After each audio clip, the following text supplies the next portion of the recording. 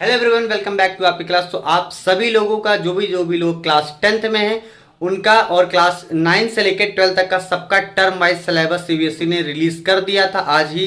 और उसके साथ ही उन्होंने बता तो खैर दिया था काफी पहले, पर वो जो सिलेबस है प्रॉपरली वो आज रिलीज हुआ है। तो आपका क्लास 10th के लिए साइंस की मैं बात करूंगा अभी कि टर्म 1 में आपका कौन सा चैप्टर या कौन सी यूनिट है। एक चीज ध्यान रखिएगा, बहुत इंपॉर्टेंट बात है ये कि अगर आपकी कोई यूनिट टर्म 1 में आ चुकी है तो इसका ये मतलब नहीं कि वो यूनिट टर्म 2 में नहीं आ सकती। बस चैप्टर जो आपके टर्म 1 में आ चुके होंगे चाहे किसी भी यूनिट के हों वो चैप्टर दोबारा रिपीट नहीं होंगे। अगर रिपीट हो भी रहे तो आपको पहले देख लेना कौन सा चैप्टर रिपीट हो रहा है। जनरली चैप्टर रिपीट नहीं हो रहे, यूनिट रिपीट हो रही है। मान लीजिए किसी यूनिट में 4 चैप्टर हैं, 3 पहले में आ गए तो जो एक बच गया वो टर्म 2 में जा सकता है। तो ये सारी चीजें आपको ध्यान रखनी है।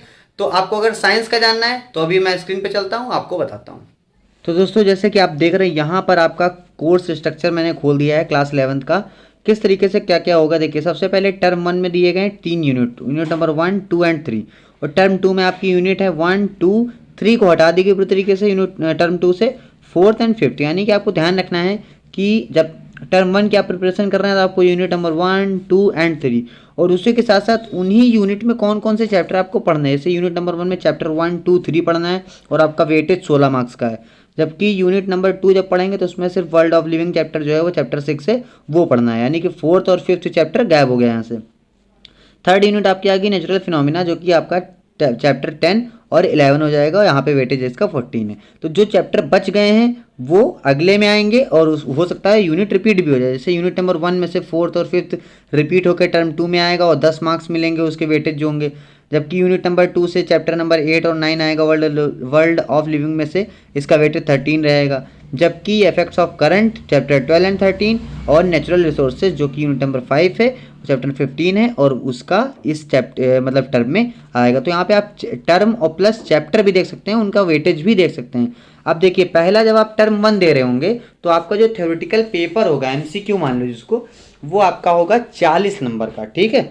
जिसमें से 40 नंबर आपके वो हो जाएंगे।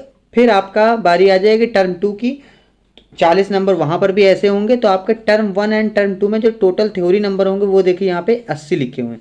यानी 40 पहले 40 बाद में, बच्चे 20 नंबर आपके। तो वो पहला टर्म में आपका जो इंटरनल असेसमेंट होगा उसके 10 नंबर और सिमिलरली उसी तरीके से दूसरे टर्म में भी आपके 10 नंबर का इंटरनल असेसमेंट होगा। तो ओवरऑल आपका 100 नंबर का इस तरीके से हो जाएगा। अब टर्म 1 में क्या क्या चीज़ें होने वाली हैं यहाँ पे आपका और डिटेल में दिया हुआ है। इसका मैं लिंक दे दूंगा आपको नीचे, वहाँ से आप डाउनलोड कर लीजिए या फिर आप ऑफिशियल वेबसाइट पर भी जाके डाउनलोड कर सकते हैं। बहुत कोई खास डिफरेंस नहीं है, आराम से आप पढ़िए। बस जिस यूनिट को पढ़ना है, जिस चैप्टर को पढ़ना है वो पता कर लीजिए, बाकी कोई चिंता करने की बात नहीं। जैसे हाफ ईयरली में आपका होता था कुछ आता था कुछ नहीं आता था, और उसी तरीके से सिमिलरली यहाँ पे है। हाफ ईयरली के हिसाब से हाफ ईयरली रखो, फिर बाद वाले में वो चीज़ नहीं आएगी जो पहले आ चुकी होंगी। तो दोस्तों ये था आपका टर्म 1 एंड टर्म 2 का सिलेबस। टर्म वाइज सिलेबस आपने अपने पास डाउनलोड कर लेना है, नोटबुक में नोट कर लीजिए। जिस हिसाब से आपका टर्म है, अभी तो टर्म 1 ही आएगा, उस हिसाब से आप पढ़ना स्टार्ट कर दीजिए। बाकी कोई भी चैप्टर पढ़ने की जरूरत नहीं है। कुछ भी क्वेश्चन हो आप नीचे पूछ सकते हैं या इंस्टाग्राम के आईडी नीचे है उससे भी आप पूछ सकते हैं। मिलता हूँ अगली वीडियो में, तब तक के लिए धन्यवाद, जय हिंद।